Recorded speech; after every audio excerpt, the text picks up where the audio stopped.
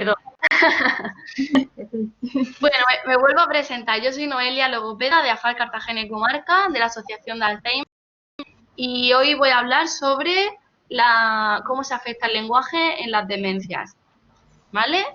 He decidido este tema porque muchas familias no comprenden la figura del logopeda en la asociación, piensan que los problemas del lenguaje no tienen más trascendencia o que no hace falta.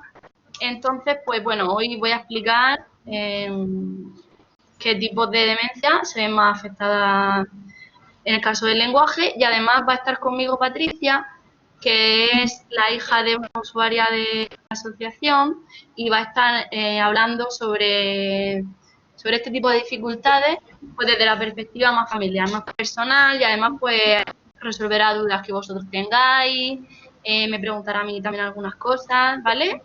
Os la presento de nuevo. Sí, muy buenas tardes a todos. Un placer estar aquí. Bueno, voy a explicar primero un poquito, vale, me dicen que va perfecto. Voy a explicar un poquito este PowerPoint que he preparado para intentar dar una base para llegar hasta donde quiero llegar, que son un tipo de demencia en la que se ve especialmente afectado el lenguaje. Y bueno, tengo que dar unas pequeñas pinceladas, pero será rápido. Bueno, en primer lugar, voy a hablar sobre el diagnóstico de la demencia. ¿Cómo podemos diagnosticar una demencia, un tipo de demencia, llegar a una conclusión? Pues es realmente difícil, porque como veis en la foto, el cerebro está totalmente interconectado, unas partes con otras, y entonces cuando se daña no se daña normalmente una parte aislada, se dañan varias partes a la vez, o si se daña una repercute en otra cosa. Entonces hacer un diagnóstico es realmente difícil, y para clasificar las demencias también. Se tienen en cuenta pues varias características. Por ejemplo, se pueden clasificar las demencias según la edad. Hay demencias que son tempranas, que serían las que se dan antes de los 65 años, y demencias que son tardías, que son las que aparecen después de los 65 años. Según la causa, podemos encontrarnos con demencias de causa desconocida. Son aquellas neurodegenerativas que son irreversibles, no tienen cura, como por ejemplo sería el Alzheimer o el Parkinson, ¿vale? Que se va deteriorando el cerebro.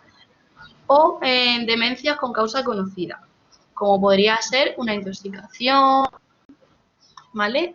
Que una vez que desaparece la causa, también desaparece la demencia. Desgraciadamente, estas son las menos frecuentes, pero bueno, también existen.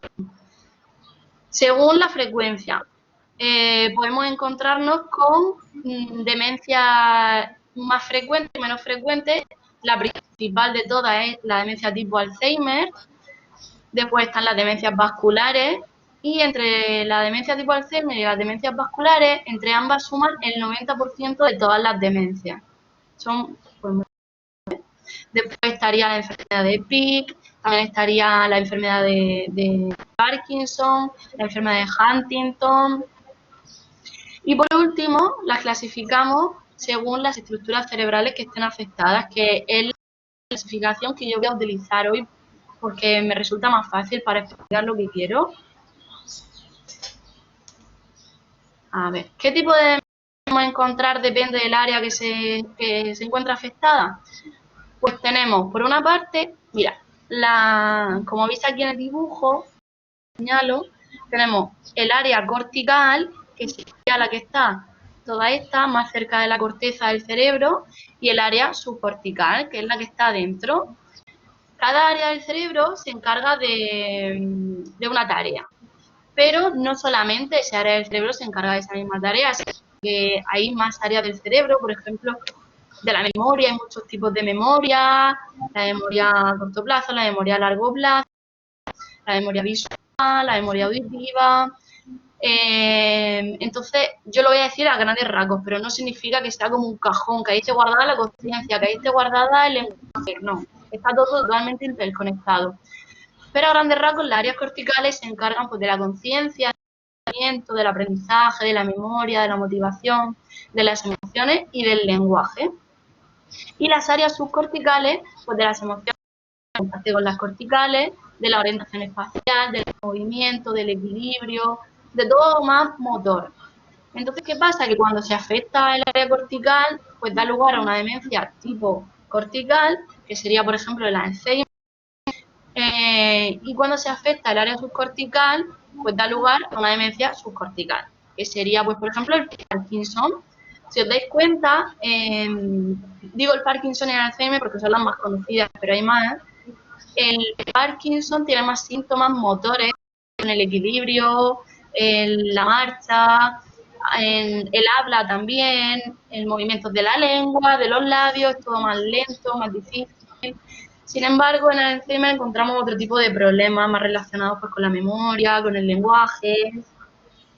Y como a mí lo que me interesa hoy es hablar del lenguaje, pues voy a centrarme solamente en las demencias corticales, ¿vale? Como veis aquí en este dibujo, el área del lenguaje estaría pues, en la área más externa, en la de fuera. Dentro de las demencias corticales tenemos principalmente dos tipos, la demencia tipo Alzheimer y la demencia frontotemporal. La demencia frontotemporal es bastante desconocida, pero seguramente que en los informes de vuestros familiares veáis pues este tipo de nomenclaturas que no entendéis muy bien, veis la palabra demencia y ya pues claro, nos pensamos que todas las demencias son iguales, pero no es así para nada. Son totalmente diferentes. Además de un tipo de demencia a otra, de cada persona con la misma demencia a otra persona con la misma demencia, también son diferentes. Pues la demencia frontotemporal es la segunda causa de demencia en personas menores de 65 años, ¿vale? Las personas jóvenes se da con mucha frecuencia este tipo de demencia. Y dentro de esta tenemos dos variantes, la variante frontal, que esa no la vamos a ver hoy, que sería más bien conductual, problemas conductuales, de inhibición. Y por otro lado tendremos la afasia progresiva primaria, que si tenéis familiares con problemas de lenguaje, seguramente hayáis visto este nombre de afasia. Afasia significa dificultad en el lenguaje, progresiva significa que va poco a poco y primaria significa que aparece en los estados iniciales de la enfermedad. Dentro de esta fase progresiva primaria tenemos la no fluente, como su nombre indica, es personas que su habla no es fluida, la semántica, que la explicaré más adelante, y la logopénica. Llegar a un diagnóstico tan preciso es súper difícil, es muy difícil y necesitamos la valoración objetiva de las pruebas de imágenes, necesitamos la valoración del neuropsicólogo o neuropsicóloga que explora todas las áreas cerebrales y también necesitamos la valoración del logopeda, en este caso para llegar concretamente a qué tipo de problemas lingüísticos tiene, porque como veréis son muy diferentes. Ahora voy a pasar a hablar un poquito del lenguaje en el Alzheimer. Vale, el lenguaje en el Alzheimer lo he dividido en los tres estadios, en el leve, medio y avanzado. Y vamos a ver, un momentito, voy a ver el vídeo. A ver si puedo ver los comentarios. Vale. Perfecto, vale. Para asegurarme que no me pase lo de antes, que he tenido que repetir 15 minutos lo mismo. Bueno, en el estadio leve, como su nombre indica, los síntomas son muy leves, sobre todo en el lenguaje. Se ven más bien problemas de memoria. Pero el lenguaje, si nos fijamos en una conversación, la persona no participa tanto, está un poquito más perdida. Como he puesto ahí la carita con las interrogaciones, porque cuando le dan una orden compleja le cuesta seguirla. Por ejemplo, si le dice, ve al cuarto de baño y tráeme el cepillo de dientes que está dentro de la... Son 3 órdenes, entonces probablemente se le olvide alguna de ellas, vaya al cuarto de baño y luego no se acuerde, no haya comprendido muy bien. Porque aparte de dificultad en la comprensión del lenguaje, también aparecen dificultades, por ejemplo, en la memoria de trabajo. Necesitamos tener memoria para retener todo lo que estamos escuchando. Necesitamos también tener memoria para saber lo que queremos decir y organizarlo en nuestro discurso. Entonces, si una cosa falla, aunque el lenguaje esté medio bien, pues también es difícil. Pero bueno, principalmente dificultad para seguir conversaciones, vemos que la persona se tiende a aislar, que no participa, dificultad para seguir órdenes complejas y también el fenómeno de la punta de la lengua. ¿Cómo se llamaba esto? ¿Cómo se llamaba? Sé lo que quiero decir, pero no me acuerdo del nombre, ¿vale? Eso también es muy frecuente, nos pasa a todos algunas veces, pero en el Alzheimer ya va siendo más llamativo.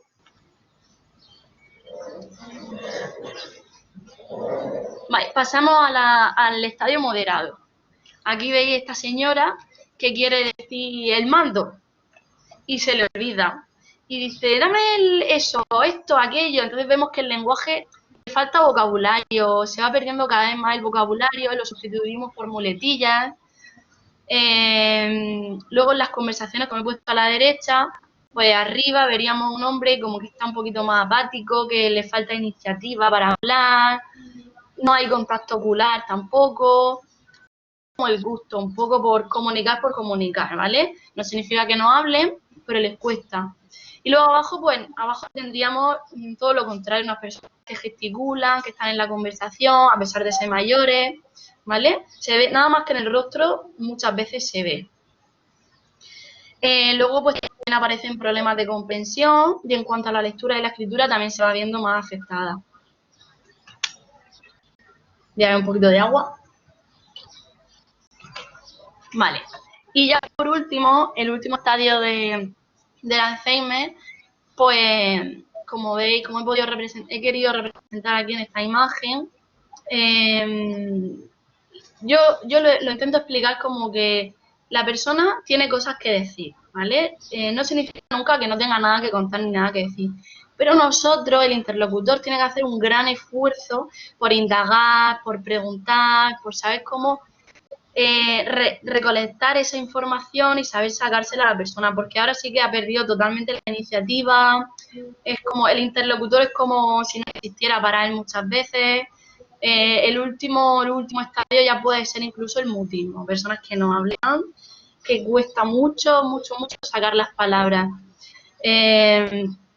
Pues aquí, como he puesto, podemos hablarle sobre su juventud, sobre su pasado, sobre sus gustos, pues he puesto aquí una casa, el jardín, sobre sus nietos también, ¿vale? Los temas tienen que ser relevantes.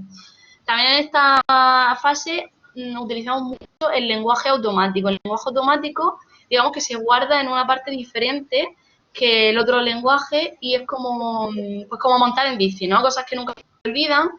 Son refranes, son los números, los meses del año, los días de la semana, canciones.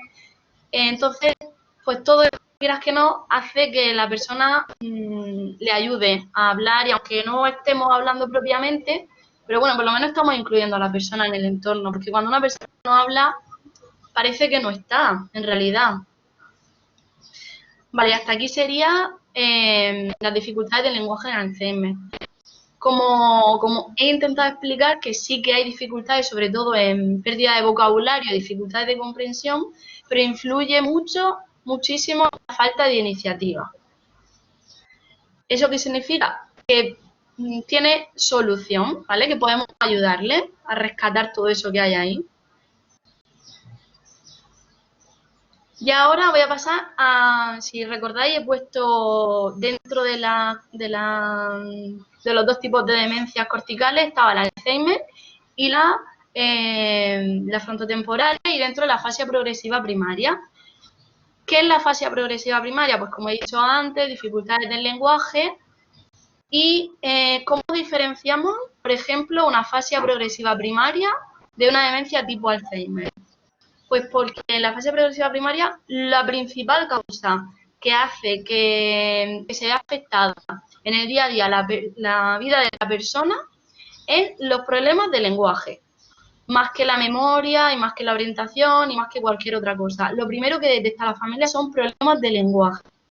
Lo otro ya viene después, ¿vale? Para descartar que lo que no se incluye dentro de este tipo de demencia es que los problemas de lenguaje tengan otra explicación neurológica o psiquiátrica. Por ejemplo, si una persona ha sufrido un ictus, no podemos calificarla como este tipo de demencia porque tiene una explicación. Que no haya déficit importante de memoria. Pequeños sí. pero no mucho, ¿vale? Porque si no ya iríamos encaminados a otro tipo de demencia. O sea, nos llama la atención porque dice, jolín, si es que tiene la memoria muy bien, ¿vale? Y luego que no haya alteración conductual, pues que la persona no haga cosas fuera de lugar, ¿vale? En las fases iniciales, estoy diciendo, porque luego esta enfermedad cuando va avanzando, pues va cambiando un poquito. A ver. Dentro de la fase progresiva primaria tenemos 3 tipos, como he dicho anteriormente. La primera, como su nombre indica, sería una fascia no fluente. APP significa fascia progresiva primaria, lo he reducido así. Fluente, pues porque se caracteriza por una habla muy lenta, con paradas, ¿vale? No hablamos de manera fluida. Y luego la persona tiene la sensación de que como que no, su lengua no le obedece para hablar. Sabe lo que quiere decir, sabe cómo se llama la palabra, no es como antes de no me acuerdo del nombre. Sí, yo me acuerdo del nombre, pero me cuesta un montón pronunciarlo, me cuesta mucho decirlo. Y aquí abajo, no sé si lo veis bien, he puesto un cuadrito con una palabra que existe realmente, súper larga, para que la intentéis pronunciar. Y que os pongáis un poco en el lugar de estas personas, ¿vale? Cuando quieren pronunciar la palabra, yo qué sé, viernes, y les cuesta pronunciar el sonido de la V, de la I, de la E, de la R, y al final cambian unos sonidos por otros, y entonces no se les entiende muy bien. Luego también otra característica de este tipo de demencia es que tienen problemas para estructurar las frases, ¿vale? Para los verbos, para la morfología. Por ejemplo, coche roto, rápido, fui taller. Lo dirá más lento, coche roto, rápido, en vez de decir, tengo el coche roto, y se me rompió el coche y tuve que ir rápido al taller, ¿vale? Como veis, el verbo está mal puesto, dicen palabras principales para comunicarse, faltan los nexos. Bueno, pasamos a la siguiente tipo de afasia, y sería la tipo semántica. ¿Qué significa semántica? Pues la semántica podríamos decir que es como el almacén o el baúl donde tenemos guardados todos los significados que sabemos, ¿vale? Desde que somos pequeños, nuestro cerebro nace con la capacidad de aprender los significados, y a base de ver que esto los adultos de mi entorno lo llaman móvil, pues al final aprendo que eso se llama móvil, y con la experiencia lo voy guardando en mi cerebro. Así que tengo mucho significado de muchas palabras. Por ejemplo, de inglés tendré menos, porque no, bueno, los que hablan inglés no. Pero tengo pues, hello, goodbye y las que haya sabido, pero el español tenemos un montón. Entonces, en este tipo de afasia lo que pasa es que ese área se deteriora. Es como el motor, ¿vale? Del lenguaje. Entonces, ¿qué pasa? Que estas personas dejan de comprender las palabras, empiezan con palabras pues menos frecuentes, no de un día para otro de repente no comprenden lo que significa perro, ¿vale? Pero sí van fallando en palabras hasta que pierden el significado de todas las palabras. Tienen dificultad para nombrar objetos, ¿vale? Porque la asociación entre nombre y objeto se pierde, entonces, tanto para recibir como para hablar. Sin embargo, la repetición está bien, ¿vale? Yo le digo a una persona, repite cagaja, y te dice cagaja. Eso no significa que lo haya entendido, porque yo simplemente escucho y reproduzco el sonido. Pero, como digo ahí, el lenguaje está vacío de significado.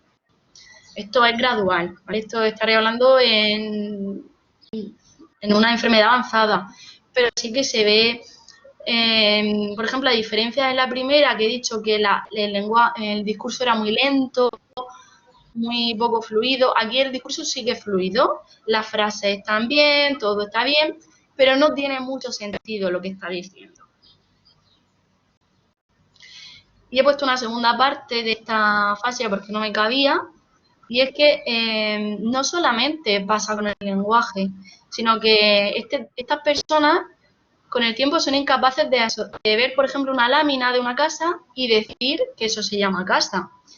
Son incapaces de reconocer caras. olores, sabores, texturas, voces y sonidos. No significa que no escuche, no significa que no huela y no significa que no vea o que haya perdido el tacto. Pero no sabe asociarlo a qué es. Por ejemplo, huele un jazmín y no sabe decir que es un jazmín. O escucha un sonido y le cuesta mucho decir a qué pertenece, ¿vale? Bueno, si queréis poner alguna pregunta, yo estoy aquí, pendiente de Facebook también. Como podéis comprobar, este tipo de afasia es la peor de todas. No he explicado la tercera, pero bueno, esta es la peor de todas porque imaginaros si una persona ha perdido el significado, es que no puede hacer nada. No puede hablar, no puede comunicarse, ha perdido su identidad. Entonces, aunque tenga buena memoria, que bueno, la memoria también se suele ver afectada, pero ¿qué le sirve si no puede trasladar su idea ni tampoco comprender? Entonces, realmente este tipo de afasia es súper devastadora, es muy, muy devastadora y muy cruel, yo diría que la peor de todas, ¿vale? Porque en el Alzheimer, pues es verdad que la persona, cuando va perdiendo la memoria, al final, como que vive un poquito en otro mundo, pero dentro de su mundo se le puede hacer feliz, porque se le puede hablar de cosas que le gustan, se le puede, nos podemos comunicar, la comunicación es súper importante, pero si ese canal no existe, lo tenemos difícil también en el entorno para ayudarle a estas personas.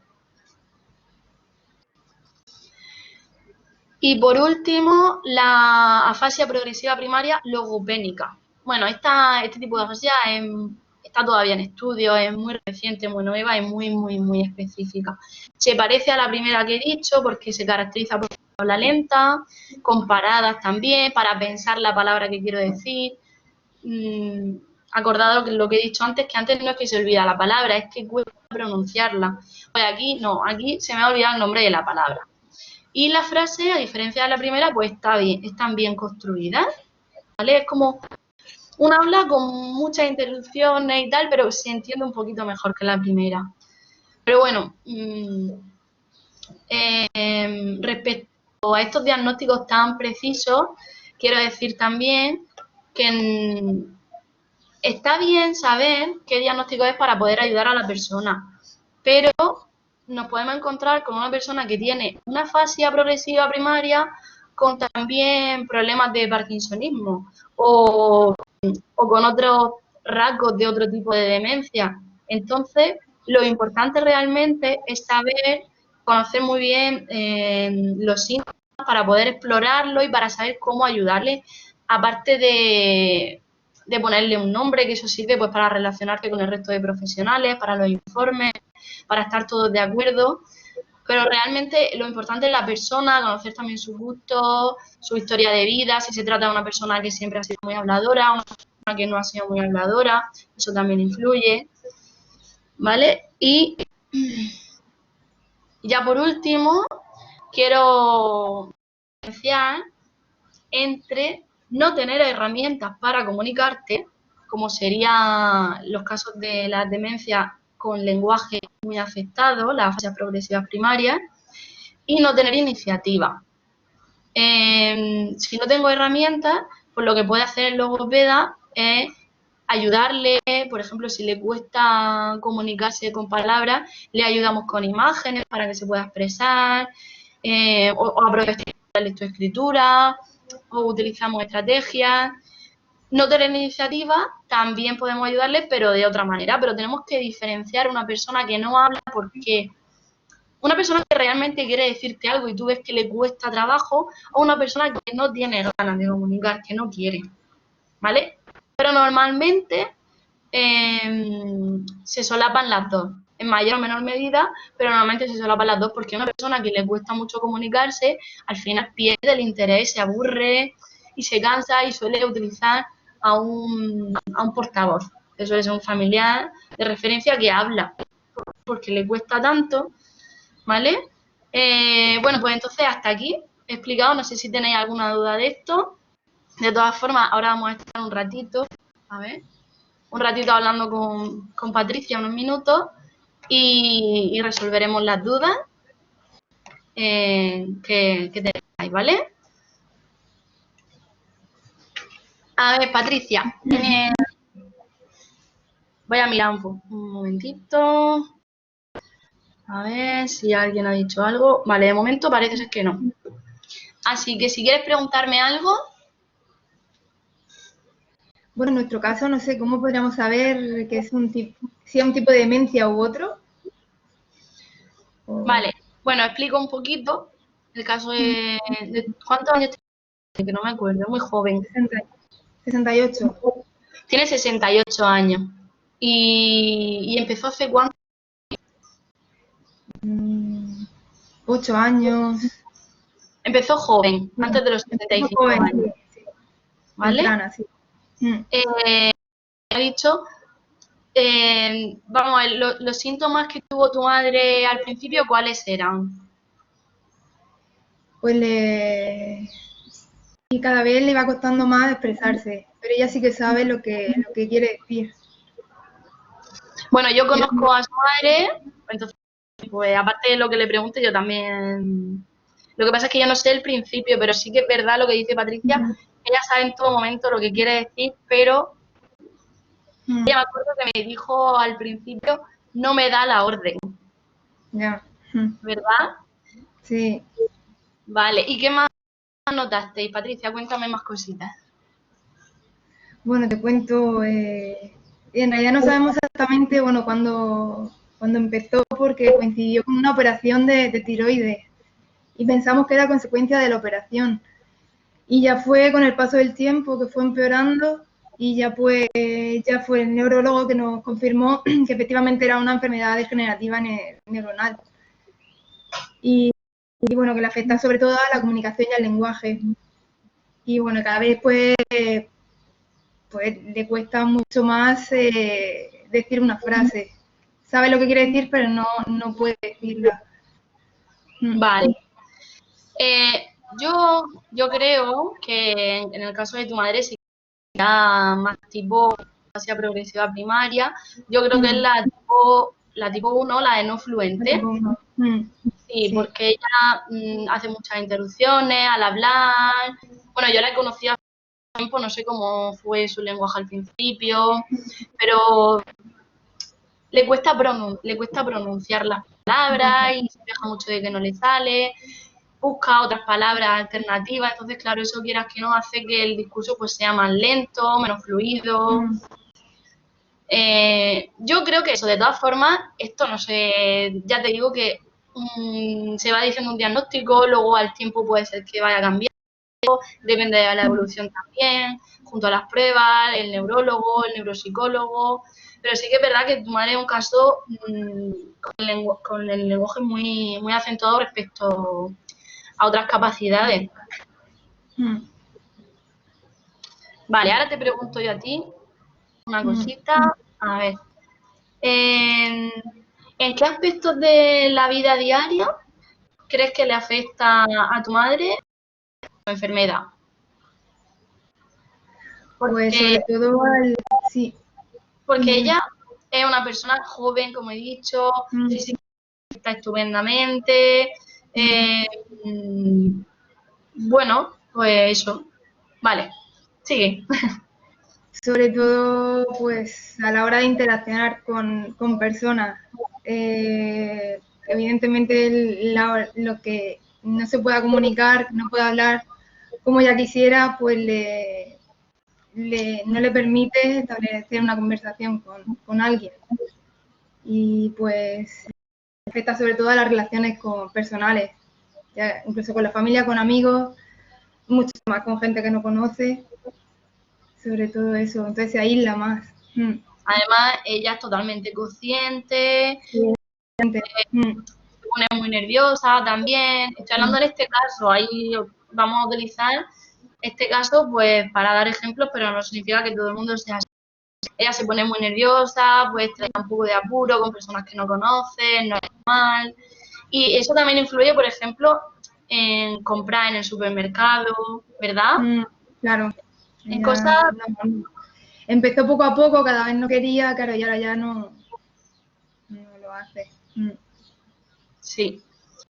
Por lo menos allí ella viene a los talleres y con sus compañeros, como son personas con las que está todos los días, se siente a Claro, gusto. sí, Una vez que ella coge confianza y le das tiempo también, el tiempo es súper importante, sí. pues la verdad es que mejora. Mm. Eh, vale, entonces yo, respecto a lo que hemos dicho antes, ¿crees que en el caso de tu madre ella no tiene herramientas para comunicarse o no tiene iniciativa? Sí que tiene iniciativa, sí, yo estoy con ella, intenta contarme cosas, pero le faltan las herramientas. Pero sí que es iniciativa, sí que es verdad que a veces se bloquea y ya pues deja de intentarlo, pero que en general sí que tiene iniciativa. Sí, ella utiliza mucho los gestos, por ejemplo, ¿verdad? Sí, claro, si no, intenta decirlo de otra manera. Todo, busca cosas para Sí, señalártelas, sí, busca otras sí, palabras. Bueno, es increíble la sí, cantidad de recursos que ella busca que ella para... tiene para intentar transmitir lo que quiere decir. ¿Qué herramientas utilizáis, Patricia, en casa para comunicaros con ella más efectivamente? Bueno, cuando ella nos habla, sí que sobre todo paciencia, intentar no ponerla nerviosa, no terminarle las frases, dejarla que ella sola la termine, sin presión, sin presionarla. Y nosotros sí que yo cuando hablo con ella intento pues que preguntarle de forma que la respuesta sea sí o no, facilitar un poco la respuesta, sobre todo eso. Sí, yo también eso, darle tiempo, pero hay veces que tienes que ayudarle porque se frustra, porque estás viendo que quiere decirte algo en concreto y tú ya sabes más o menos de qué tema está Claro, hablando ahí sí intentas ayudar. y entonces le vas preguntando, ¿es esto o no? Y tal, Mm, con el no y ella la verdad que lo agradece mucho, sí, se alivia, puede decirlo, además así. sí, sí, sí, sí, sí. Es verdad. Vale, ¿en qué crees que le ayuda a tu madre la estimulación en general, los talleres que recibe en AFAL y en concreto también después la logopedia? Para los talleres muy bien a la hora de motivación, sobre todo, de estimulación. Y la logopedia, sobre todo, que en confianza en ella misma. Entonces se siente más segura y sobre todo a la hora de hablar con nosotros. Sí, Estoy muy es contento. verdad, a ella le gusta mucho ir a los talleres, se siente muy a Sí, gusto, la confianza, la cercanía, la motivación es sí. súper importante, un gran porcentaje, porque también si se encierran en no puedo, no puedo, verdaderamente, Claro, pues no puedo. se aísla y cada vez hace menos, pero así se motiva a hacer más. Además ya no se pierde nunca ni una, No, ni no, una. sobre todo contigo. Así De que hecho, estoy muy contenta. ahora estamos haciendo a veces Sí, videollamadas, y ella me lee en sí. voz alta, Sí, tiene y ahí de algo de los refranes, sí. estoy intentando hacerlo. Muy Eh, bien. vale, ¿quieres hacerme alguna otra pregunta, Patricia? No, pues cosas que no deberíamos hacer y cosas que sí debemos hacer a la hora de interactuar con ella.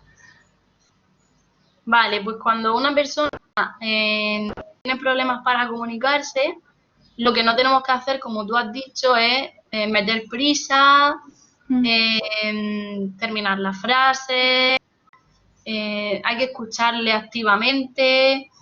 mm, Luego también es muy importante, como la conversación se hace bastante larga, hay que ir de vez en cuando asintiendo, reafirmando un poco lo que está diciendo para que note que estamos en la conversación, ¿vale? Pues el mm, contacto ocular es súper importante también. También es muy importante no hablarle rápido, ya, no hacerle preguntas muy largas, sacarle temas muy, muy complejos. Bueno, no sacarle temas complejos, no hacerle, no hacer conversaciones complejas. El tema puede ser lo que queráis, pero exponerlo con preguntas sencillas, poco a poco, depende de la afectación, pero como he dicho, pues, preguntas de sí y no, o también mm, a veces le podemos dar dos opciones.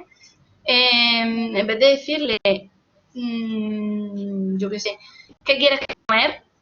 Que aparte de porque no le salga la palabra, puede ser como, ahora yo tengo que decidir lo que tengo que comer. Claro. A veces les cuesta decidir, pues me apetece esto. Casi nunca la iniciativa se pierde. Entonces, ¿te apetece más patata o pescado? Por ejemplo, darle una alternativa y que...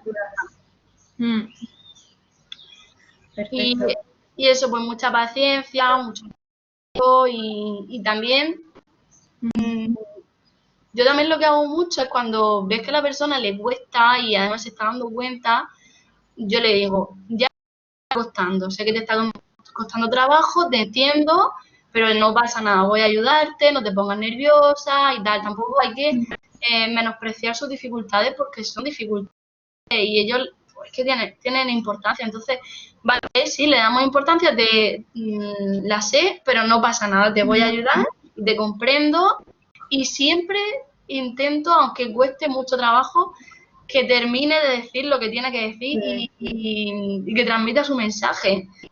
Porque es muy frustrante que al final no pueda. No puedes comunicar, claro, lo que quieres decir. Sí, me acuerdo que estaba decirme el nombre de un pueblo. El nombre de un pueblo, que yo además soy nula para el nombre de los pueblos. Y ya le dije, mira, esto no lo vamos a descubrir nunca. Yo no puedo preguntarte el nombre de un pueblo, así que, bueno, pues no pasa nada. Tampoco era tan importante, no hay decir esto, ¿vale? Claro. Entonces, pues luego lo preguntamos a tu marido, a tu hijo, a lo que sea, y además que luego ella siempre se acuerda. Dile cómo... Sí. Vale, voy a mirar a ver si alguien tiene alguna pregunta. Por aquí.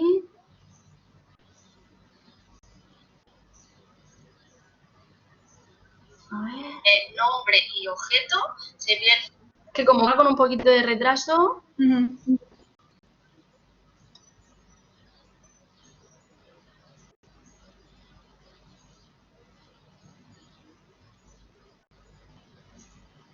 No envío mensaje, pero... Ah, vale. Voy a hablar de un tema que tiene mucha relación con el lenguaje, pero sí con la logopedia, y es porque alguien ha preguntado consejos para evitar los atragantamientos. No sé, Patricia, si en el caso de tu madre se atragantará al comer o no. No. No, ¿verdad? Ya no. No. Bueno, pues los atragantamientos se producen porque, vamos a ver, cuando nosotros tragamos, se produce una serie de movimientos en nuestra garganta, la vía aérea y la vía de la alimentación comparten entrada y luego lo que hace el epiglotis es que tapa, digamos, las cuerdas vocales y la vía aérea para que el alimento pase hacia el estómago. Es como paramos de respirar, entonces tragamos, ¿vale? Son cosas que suceden a la vez, muy rápido y con mucha precisión. Entonces, con las enfermedades neurodegenerativas en general y con la edad también, pasa que es más probable atragantarse, porque estos movimientos están enlentecidos, porque la musculatura está más débil también, pues al masticar también pueden faltar dientes o no tenemos tanta fuerza en la mandíbula, entonces no se tritura bien el alimento, en fin, que una persona que come o bebe y tose no es normal, eso es porque algo no está funcionando bien. ¿Qué podemos hacer para evitar atragantamientos? Pues lo primero de todo es acudir al otorrino para que haga una evaluación y si hay logopeda también, que haga otra evaluación complementaria y que vea si los atragantamientos se producen con sólido o con líquido, ¿vale? Porque depende. El líquido es más fácil de atragantarse porque va más rápido que el sólido y se cuela, por así decirlo. ¿Qué hacemos cuando tosemos? Pues nuestro cuerpo activa ese mecanismo de defensa para expulsar lo que se está intentando meter en la vía aérea, expulsarlo fuera. Mucha gente dice, no, es que tose pero no se atraganta, no pasa nada. Ya, pero es que la tos es un síntoma de que algo no está funcionando bien y que algún día puede atragantarse. También hay otro tipo de atragantamiento que es silencioso, es decir, se está colando la saliva, por ejemplo, y la persona no tose, entonces no nos damos cuenta. Así que hay que estar muy pendientes. La prevalencia de la disfagia en las personas mayores es altísima, no me acuerdo ahora mismo, creo que es de un 80 y pico %, y en las enfermedades degenerativas más todavía, y más en los últimos estadios, aunque no tiene disfagia, pero bueno, para evitar los atragantamientos. Aunque hay que evaluar para ver si es disfagia de líquido o disfagia de sólido, así en general, no me gusta dar pautas en general porque no sirven para todo el mundo y este es un tema bastante serio. No quiero decir, no es que vi en un vídeo que tenga que hacer esto y resulta que luego se atraganta, ¿vale? Y le da una neumonía. No. Quiero decir primero que hay que consultar al especialista y cada caso es individual. Pero en general, si se atraganta con los líquidos, hay que espesar los líquidos. ¿Cuánto? Pues lo que te diga el logopeda, ¿vale? Porque va probando, depende de las texturas, y llega una textura en la que la persona no se atraganta. Pero espesar los líquidos, si ves que la persona se atraganta siempre a beber agua, no dar el agua con pajita, dar el agua en un vaso lleno. ¿Por qué lleno? Pues porque si está vacío tenemos que hacer así y echar la cabeza hacia atrás, y cuanto más echo la cabeza hacia atrás, más se abre la vía aérea y más fácil de atragantarme. Entonces, todo lo que sea la cabeza hacia adelante facilita. Por ejemplo, meterme el agua en la boca, hacer así y tragar con esa postura también es bueno porque está facilitando. Espesar los líquidos, evitar los alimentos de difícil masticación, por ejemplo la carne, el jamón, son alimentos más peligrosos, o alimentos que llevan líquido y sólido juntos, ya que tenemos que controlar el sólido por un lado y el líquido por otro, y es bastante difícil. Intentaremos comer alimentos de textura homogénea, como puede ser un puré, no significa que todo lo que tengamos que comer sea puré, una tortilla francesa, por ejemplo, es homogéneo, el arroz no es homogéneo, los granos de arroz se van colando, también hay que tener cuidado antes y después de comer con los restos que quedan en la boca, con lavarse bien los dientes y ver, porque si yo he comido arroz, si me queda un grano de arroz, que pasó el otro día a Fernando Simón, que se atragantó con una almendra. ¿Por qué? Porque se le ha quedado un trozo y mientras está hablando se le cuela, porque ya que estamos respirando, se le cuela y tose. Si la persona puede toser, pues lo echa y no pasa nada. Si en ese momento no tose, pues se puede atragantar, se le puede colar y le puede producir una neumonía, ¿vale? Una aspiración. Entonces yo lo que diría sería evitar los alimentos peligrosos, que colgar una lista de alimentos peligrosos, alimentos seguros, consultar al especialista, por supuesto, no dejar eso en el aire y simplemente conformarse con estos consejos. De momento, si ves que se atraganta mucho con el líquido, es pesar los líquidos. Tomar agua fría, agua fría, bebidas frías o bebidas calientes son más estimulantes para activar el reflejo de devolución. Y cosas sabrosas también. Por ejemplo, el limón enseguida te saliva, enseguida te dan ganas de tragar. Sin embargo, las cosas que son insípidas, que son de temperatura ambiente, son más difíciles de tragar, se quedan más tiempo en la boca. Y bueno, pues la postura esta de la cabeza hacia adelante a veces también depende. ¿Vale? Hay gente que lo que le pasa es que le cuesta propulsar el alimento hacia atrás. Entonces, en ese caso no serviría. Esto serviría para cerrar la vía aérea y proteger. Pero bueno, si he resuelto vuestra duda y si nadie tiene más dudas, pues lo vamos dejando aquí.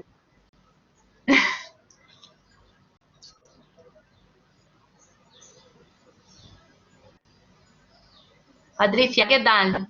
Bien. ¿Cómo está tu madre? Está bien. Ahora todo el tiempo está en el jardín y la verdad que... Pero bueno, a ver si la situación mejora, ya puede volver a los talleres, ahí más presencial y... La rutina es necesaria, ¿verdad? Salir de allí, claro, de casa. El confinamiento está haciendo mucho daño. A ver si pronto nos dejan. Pero bueno, por suerte tiene jardín, a ella le encanta plantas y pasa el día entero ahí fuera. Eso es verdad, que tenéis una casa grande. Bien, sí. Y dedicarse a las cosas que le gustan. Al aire libre. Bueno, pues lo vamos a dejar aquí y de todas formas, si tenéis alguna duda, lo veis por todo, escribid un comentario y luego pues respondemos. ¿Vale? Muchas gracias, Patricia, por... Un placer, muchas gracias. Bueno, un saludo a todos. Hasta la próxima. Hasta luego. Hasta luego.